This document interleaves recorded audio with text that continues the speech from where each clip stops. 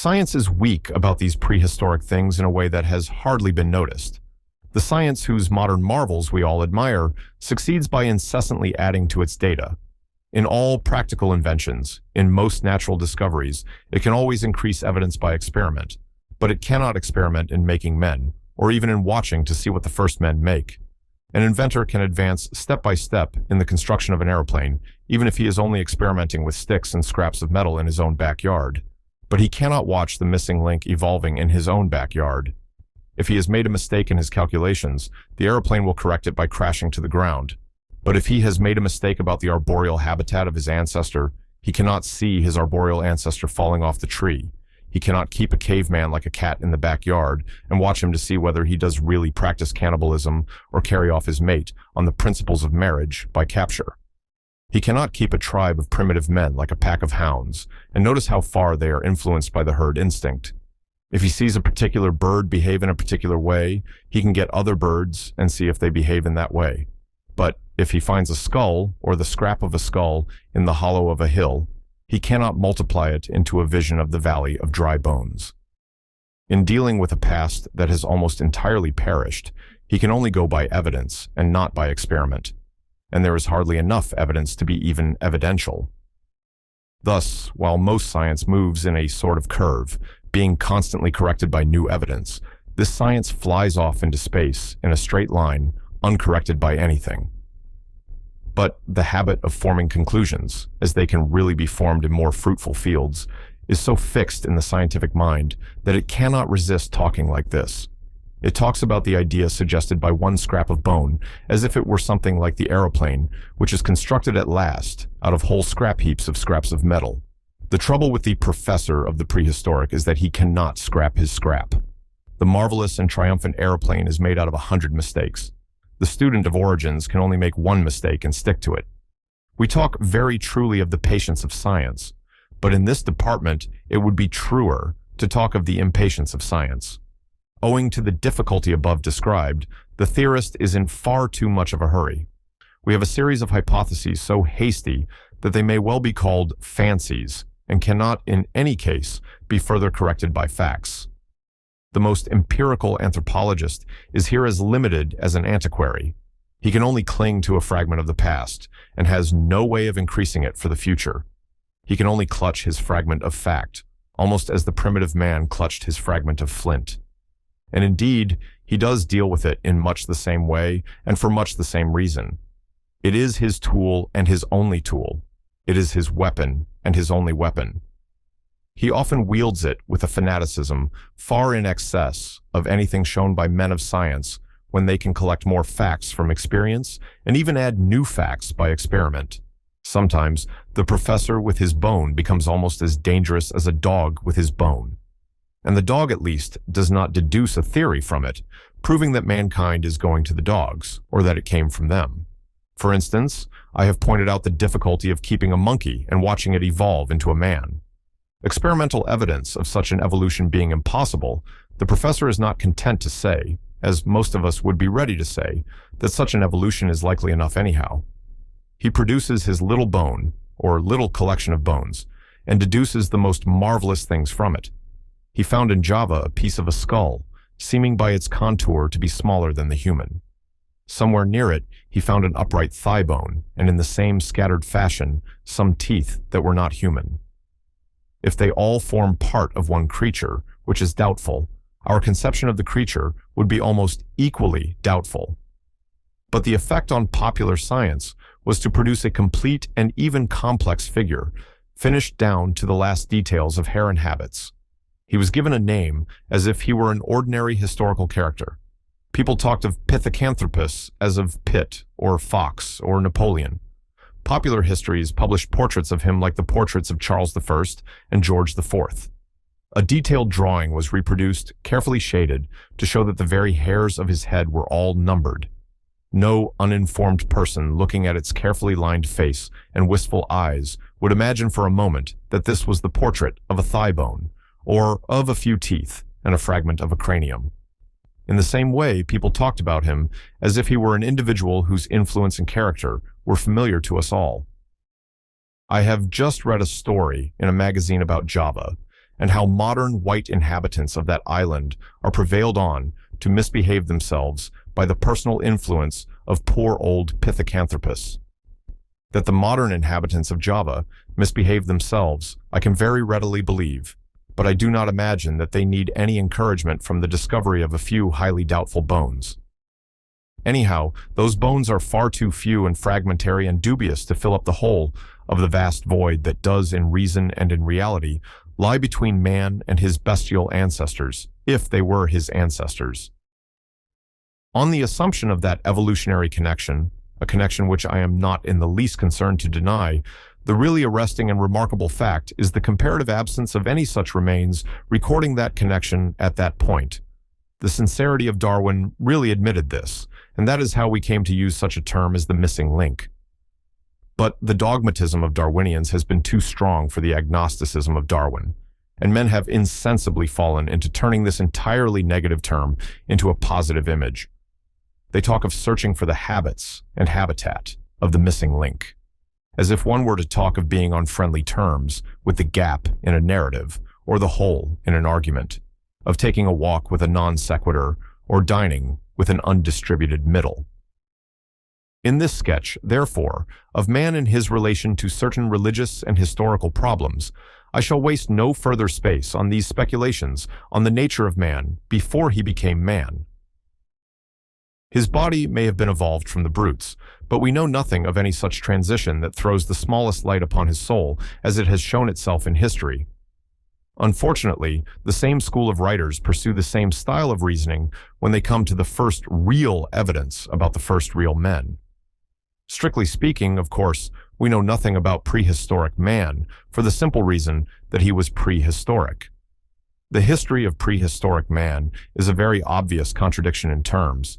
It is the sort of unreason in which only rationalists are allowed to indulge. If a parson had casually observed that the flood was antediluvian, it is possible that he might be a little chaffed about his logic. If a bishop were to say that Adam was pre-Adamite, we might think it a little odd. But we are not supposed to notice such verbal trifles when skeptical historians talk of the part of history that is prehistoric. The truth is that they are using the terms historic and prehistoric without any clear test or definition in their minds. What they mean is that there are traces of human lives before the beginning of human stories, and in that sense, we do at least know that humanity was before history. Human civilization is older than human records. That is the sane way of stating our relations to these remote things. Humanity has left examples of its other arts earlier than the art of writing, or at least of any writing that we can read. But it is certain that the primitive arts were arts, and it is in every way probable that the primitive civilizations were civilizations. The man left a picture of the reindeer, but he did not leave a narrative of how he hunted the reindeer, and therefore what we say of him is hypothesis and not history. But the art he did practice was quite artistic. His drawing was quite intelligent, and there is no reason to doubt that his story of the hunt would be quite intelligent. Only if it exists, it is not intelligible. In short, the prehistoric period need not mean the primitive period in the sense of the barbaric or bestial period. It does not mean the time before civilization or the time before arts and crafts. It simply means the time before any connected narratives that we can read. This does indeed make all the practical difference between remembrance and forgetfulness. But it is perfectly possible that there were all sorts of forgotten forms of civilization, as well as all sorts of forgotten forms of barbarism. And in any case, everything indicated that many of these forgotten or half-forgotten social stages were much more civilized and much less barbaric than is vulgarly imagined today. But even about these unwritten histories of humanity, when humanity was quite certainly human, we can only conjecture with the greatest doubt and caution. And unfortunately, doubt and caution are the last things commonly encouraged by the loose evolutionism of current culture. For that culture is full of curiosity, and the one thing that it cannot endure is the agony of agnosticism. It was in the Darwinian age that the word first became known, and the thing first became impossible. It is necessary to say plainly that all this ignorance is simply covered by impudence. Statements are made so plainly and positively that men have hardly the moral courage to pause upon them and find that they are without support. The other day, a scientific summary of the state of a prehistoric tribe began confidently with the words, "They wore no clothes." Not one reader in 100 probably stopped to ask himself how we should come to know whether clothes had once been worn by people of whom everything has perished except a few chips of bone and stone. It was doubtless hoped that we should find a stone hat as well as a stone hatchet. It was evidently anticipated that we might discover an everlasting pair of trousers of the same substance as the everlasting rock. But to persons of a less sanguine temperament, it will be immediately apparent that people might wear simple garments, or even highly ornamental garments, without leaving any more traces of them than these people have left. The plaiting of rushes and grasses, for instance, might have become more and more elaborate without in the least becoming more eternal. One civilization might specialize in things that happen to be perishable, like weaving and embroidery, and not in things that happen to be more permanent, like architecture and sculpture. There have been plenty of examples of such specialist societies. A man of the future, finding the ruins of our factory machinery, might as fairly say that we were acquainted with iron, and with no other substance, and announce the discovery that the proprietor and manager of the factory undoubtedly walked about naked, or possibly wore iron hats and trousers. It is not contended here that these primitive men did wear clothes any more than they did weave rushes, but merely that we have not enough evidence to know whether they did or not. But it may be worthwhile to look back for a moment at some of the very few things that we do know and that they did do. If we consider them, we shall certainly not find them inconsistent with such ideas as dress and decoration. We do not know whether they decorated other things. We do not know whether they had embroideries, and if they had the embroideries, could not be expected to have remained. But we do know that they did have pictures, and the pictures have remained. And there remains with them, as already suggested, the testimony to something that is absolute and unique, that belongs to man, and to nothing else except man. That is a difference of kind, and not a difference of degree. A monkey does not draw clumsily, and a man cleverly. A monkey does not begin the art of representation, and a man carry it to perfection. A monkey does not do it at all. He does not begin to do it at all. He does not begin to do it at all. A line of some kind is crossed before the first faint line can begin. Another distinguished writer, again, in commenting on the cave drawings attributed to the Neolithic men of the reindeer period, said that none of their pictures appeared to have any religious purpose, and he seemed almost to infer that they had no religion. I can hardly imagine a thinner thread of argument than this which reconstructs the very inmost moods of the prehistoric mind from the fact that somebody who has scrawled a few sketches on a rock, from what motive we do not know, for what purpose we do not know, acting under what customs or conventions we do not know, may possibly have found it easier to draw reindeer than to draw religion. He may have drawn it because it was his religious symbol. He may have drawn it because it was not his religious symbol. He may have drawn anything except his religious symbol. He may have drawn his real religious symbol somewhere else, or it may have been deliberately destroyed when it was drawn. He may have done, or not done, 500,000 things, but in any case, it is an amazing leap of logic to infer that he had no religious symbol, or even to infer from his having no religious symbol that he had no religion. Now, this particular case happens to illustrate the insecurity of these guesses very clearly. For a little while afterwards, people discovered not only paintings, but sculptures of animals in the caves. Some of these were said to be damaged with dints or holes supposed to be the marks of arrows, and the damaged images were conjectured to be the remains of some magic rite of killing the beasts in effigy, while the undamaged images were explained in connection with another magic rite invoking fertility upon the herds. Here again, there is something faintly humorous about the scientific habit of having it both ways. If the image is damaged, it proves one superstition, and if it is undamaged, it proves another. Here again, there is a rather reckless jumping to conclusions. It has hardly occurred to the speculators that a crowd of hunters imprisoned in winter in a cave might conceivably have aimed at a mark for fun, as a sort of primitive parlor game. But in any case, if it was done out of superstition, what has become of the thesis that it had nothing to do with religion? The truth is that all this guesswork has nothing to do with anything.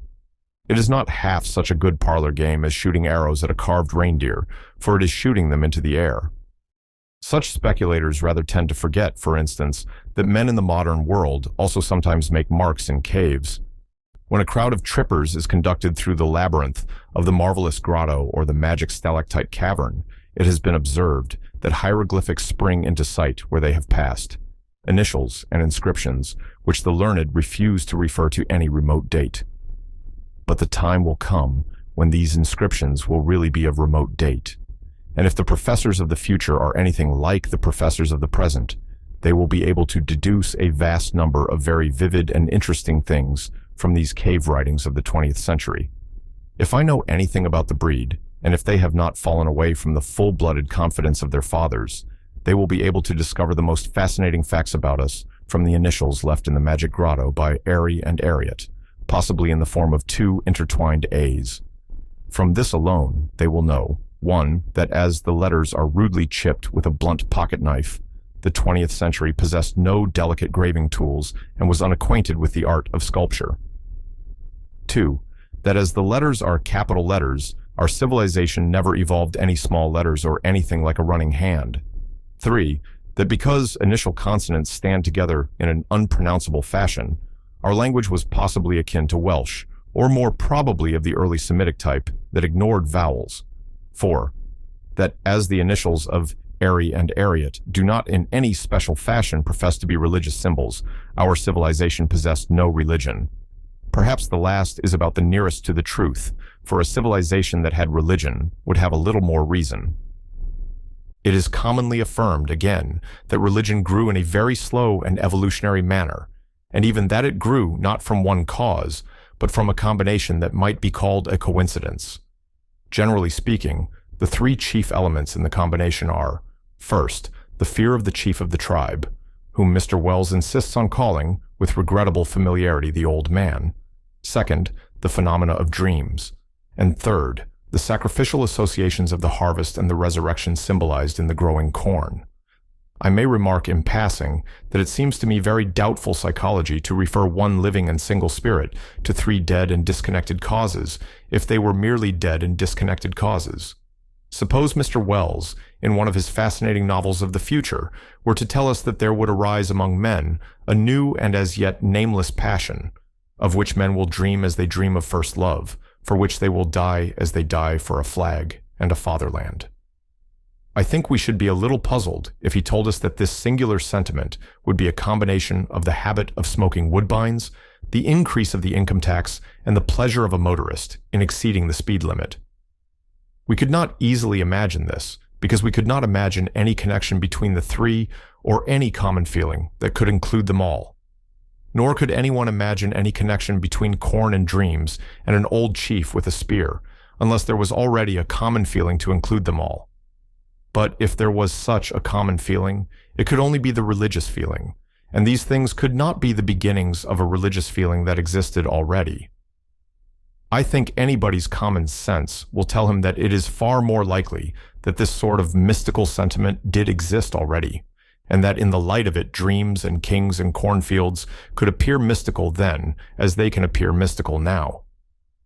For the plain truth is that all this is a trick of making things seem distant and dehumanized, merely by pretending not to understand things that we do understand. It is like saying that prehistoric men had an ugly and uncouth habit of opening their mouths wide at intervals and stuffing strange substances into them, as if we had never heard of eating. It is like saying that the terrible troglodytes of the Stone Age lifted alternate legs in rotation, as if we never heard of walking. If it were meant to touch the mystical nerve and awaken us to the wonder of walking and eating, it might be a legitimate fancy. As it is here intended to kill the mystical nerve and deaden us to the wonder of religion, it is irrational rubbish. It pretends to find something incomprehensible in the feelings that we all comprehend.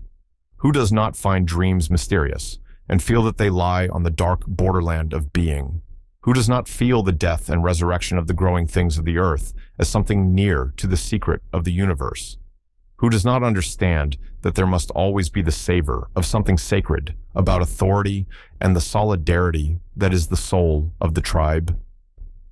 If there be any anthropologist who really finds these things remote and impossible to realize, We can say nothing of that scientific gentleman except that he has not got so large and enlightened a mind as a primitive man. To me, it seems obvious that nothing but a spiritual sentiment already active could have clothed these separate and diverse things with sanctity. To say that religion came from reverencing a chief or sacrificing at a harvest is to put a highly elaborate cart before a really primitive horse. It is like saying that the impulse to draw pictures came from the contemplation of the pictures of reindeers in the cave. In other words, it is explaining painting by saying that it arose out of the work of painters, or accounting for art by saying that it arose out of art. It is even more like saying that the thing we call poetry arose as the result of certain customs, such as that of an ode being officially composed to celebrate the advent of spring, or that of a young man rising at a regular hour to listen to the skylark and then writing his report on a piece of paper. It is quite true that young men often become poets in the spring, and it is quite true that when once there are poets, no mortal power can restrain them from writing about the skylark, but the poems did not exist before the poets. The poetry did not arise out of the poetic forms. In other words, it is hardly an adequate explanation of how a thing appeared for the first time to say it existed already. Similarly, we cannot say that religion arose out of the religious forms, because that is only another way of saying that it only arose when it existed already. It needed a certain sort of mind to see that there was anything mystical about the dreams or the dead, as it needed a particular sort of mind to see that there was anything poetical about the skylark or the spring.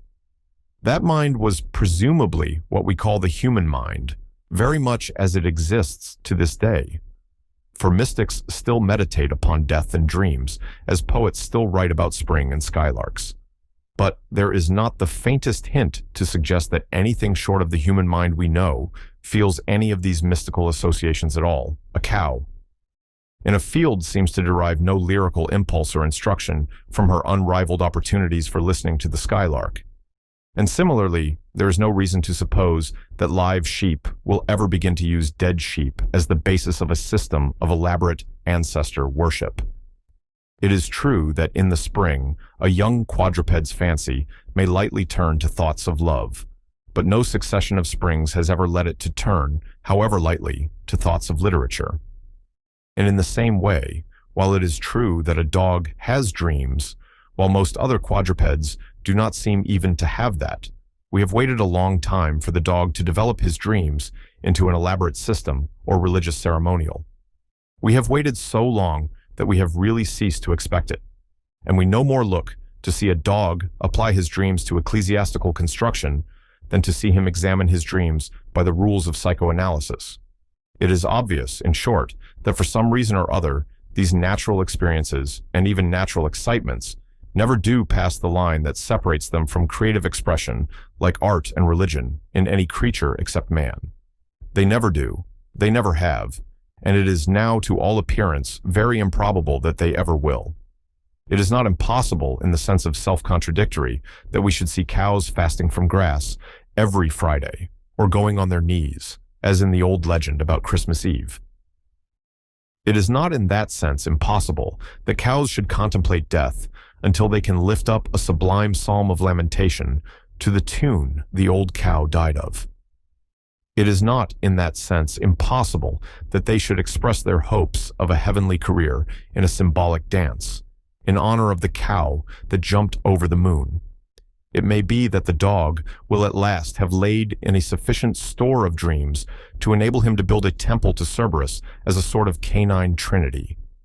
It may be that his dreams have already begun to turn into visions capable of verbal expression in some revelation about the dog star as the spiritual home for lost dogs. These things are logically possible in the sense that it is logically difficult to prove the universal negative, which we call an impossibility. But all that instinct for the probable, which we call common sense, must long ago have told us that the animals are not to all appearance evolving in that sense, and that, to say the least, we are not likely to have any personal evidence of their passing from the animal experience to the human experiments.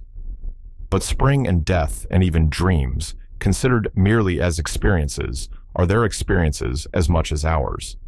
The only possible conclusion is that these experiences, considered as experiences, do not generate anything like a religious sense in any mind except a mind like ours. We come back to the fact of a certain kind of mind that was already alive and alone. It was unique, and it could make creeds as it could make cave drawings. The materials for religion had lain there for countless ages, like the materials for everything else. But the power of religion was in the mind. Man could already see in these things the riddles and hints and hopes that he still sees in them. He could not only dream, but dream about dreams. He could not only see the dead, but see the shadow of death, and was possessed with that mysterious mystification that forever finds death incredible. It is quite true that we have even these hints chiefly about man when he unmistakably appears as man. We cannot affirm this or anything else about the alleged animal originally connecting man and the brutes. But that is only because he is not an animal, but an allegation. We cannot be certain the Pithecanthropus ever worshipped because we cannot be certain that he ever lived. He is only a vision called up to fill the void that does in fact yawn between the first creatures who were certainly men and any other creatures that are certainly apes or other animals. A few very doubtful fragments are scraped together to suggest such an intermediate creature because it is required by a certain philosophy. But nobody supposes that these are sufficient to establish anything philosophical even in support of that philosophy. A scrap of skull found in Java cannot establish anything about religion or about the absence of religion. If there ever was any such ape man, he may have exhibited as much ritual in religion as a man, or as much simplicity in religion as an ape. He may have been a mythologist, or he may have been a myth. It might be interesting to inquire whether this mystical quality appeared in a transition from the ape to the man, if there were really any types of the transition to inquire about. In other words, the missing link might or might not be mystical if he were not missing. But compared with the evidence we have of real human beings, we have no evidence that he was a human being, or a half-human being, or a being at all. Even the most extreme evolutionists do not attempt to deduce any evolutionary views about the origin of religion from him. Even in trying to prove that religion grew slowly from rude or irrational sources, they begin their proof with the first men who were men. But their own proof only proves that the men who were already men were already mystics. They used the rude and irrational elements as only men and mystics can use them. We come back once more to the simple truth, that at some time too early for these critics to trace, a transition had occurred to which bones and stones cannot in their nature bear witness, and man became a living soul. Touching this matter of the origin of religion, the truth is that those who are thus trying to explain it are trying to explain it away. Subconsciously, they feel that it looks less formidable when thus lengthened out into a gradual and almost invisible process. But in fact, this perspective entirely falsifies the reality of experience. They bring together two things that are totally different: the stray hints of evolutionary origins and the solid and self-evident block of humanity, and try to shift their standpoint till they see them in a single, foreshortened line. But it is an optical illusion. Men do not, in fact, stand related to monkeys or missing links in any such chain as that in which men stand related to men. There may have been intermediate creatures whose faint traces can be found here and there in the huge gap.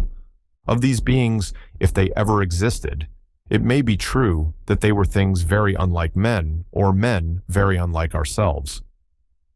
But of prehistoric men, such as those called the cavemen or the reindeer men, it is not true in any sense whatever. Prehistoric men of that sort were things exactly like men, and men exceedingly like ourselves. They only happened to be men about whom we do not know much, for the simple reason that they have left no records or chronicles. But all that we do know about them makes them just as human and ordinary as men in a medieval manor or a Greek city. Looking from our human standpoint up the long perspective of humanity, we simply recognize this thing as human. If we had to recognize it as animal, we should have had to recognize it as abnormal. If we chose to look through the other end of the telescope, as I have done more than once in these speculations, if we chose to project the human figure forward out of an unhuman world, we could only say that one of the animals had obviously gone mad. But seeing the thing from the right end, or rather from the inside, we know it is sanity, and we know that these primitive men were sane. We hail a certain human Freemasonry wherever we see it, in savages, in foreigners, or in historical characters. For instance, all we can infer from primitive legend and all we know of barbaric life supports a certain moral and even mystical idea of which the commonest symbol is clothes.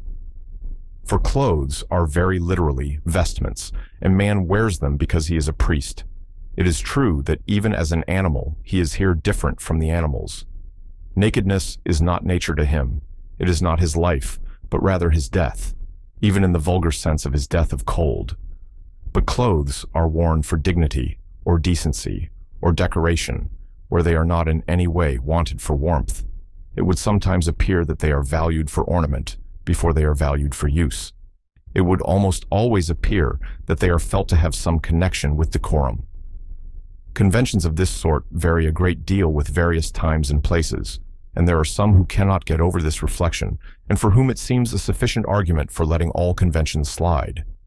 They never tire of repeating, with simple wonder, that dress is different in the Cannibal Islands and in Camden Town.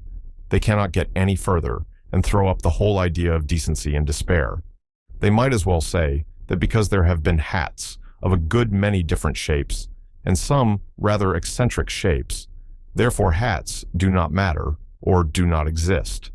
They would probably add that there is no such thing as sunstroke or going bald. Men have felt everywhere that certain norms were necessary to fence off and protect certain private things from contempt or coarse misunderstanding, and the keeping of those forms, whatever they were, made for dignity and mutual respect. The fact that they mostly refer, more or less remotely, to the relations of the sexes illustrates the two facts that must be put at the very beginning of the record of the race. The first is the fact that original sin is really original.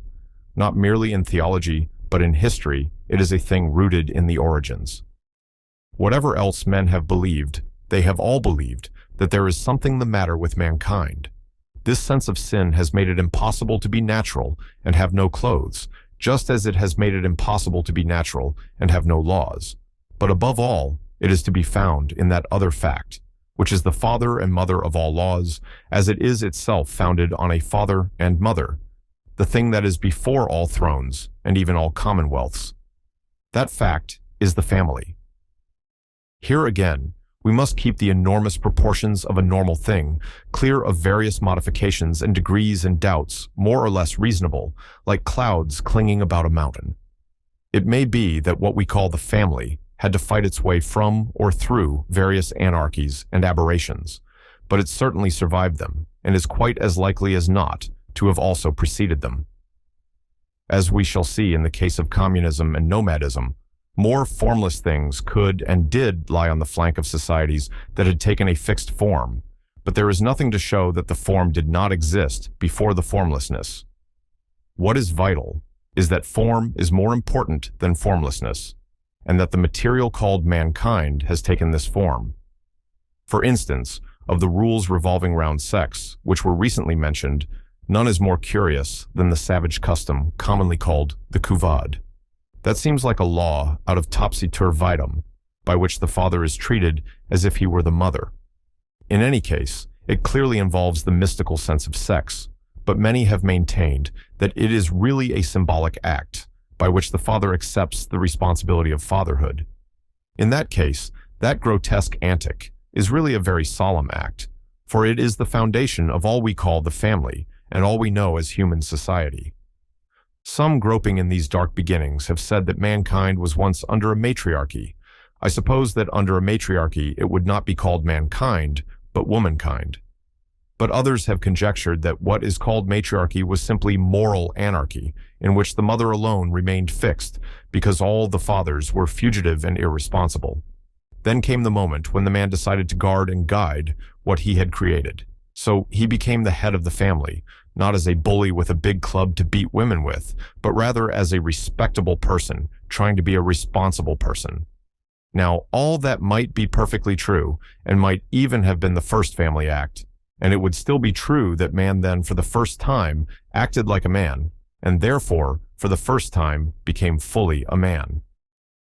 But it might quite as well be true that the matriarchy or moral anarchy or whatever we call it was only one of the 100 social dissolutions or barbaric backslidings which may have occurred at intervals in prehistoric, as they certainly did in historic times. A symbol like the Kuvad, if it was really such a symbol, may have commemorated the suppression of a heresy rather than the first rise of a religion. We cannot conclude with any certainty about these things, except in their big results in the building of mankind, but we can say in what style the bulk of it and the best of it is built. We can say that the family is the unit of the state, that it is the cell that makes up the formation. Round the family do indeed gather the sanctities that separate men from ants and bees. Decency is the curtain of that tent. Liberty is the wall of that city. Property is but the family farm. Honor is but the family flag.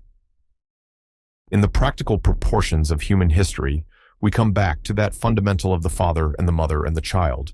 It has been said already that if this story cannot start with religious assumptions, it must nonetheless start with some moral or metaphysical assumptions, or no sense can be made of the story of man. And this is a very good instance of that alternative necessity. If we are not of those who begin by invoking a divine trinity, we must nonetheless invoke a human trinity, and see that triangle repeated everywhere in the pattern of the world. For the highest event in history, to which all history looks forward and leads up, is only something that is at once the reversal and the renewal of that triangle. Or rather, it is the one triangle superimposed so as to intersect the other, making a sacred pentacle of which, in a mightier sense than that of the magicians, the fiends are afraid. The old Trinity was of father and mother and child, and is called the human family. The new is of child and mother and father, and has the name of the Holy Family. It is in no way altered, except in being entirely reversed, just as the world which is transformed was not in the least different except in being turned upside down.